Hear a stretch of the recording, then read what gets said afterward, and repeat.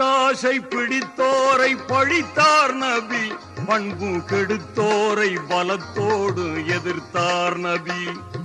பழி வாங்கும் மனப்போக்கை வெறுத்தார் நபி, பாவம் செய்தோரை எதிர்த்து நின்று ஜொலித்தார் நபி. இருளில் நிலவாக பிறந்தார்.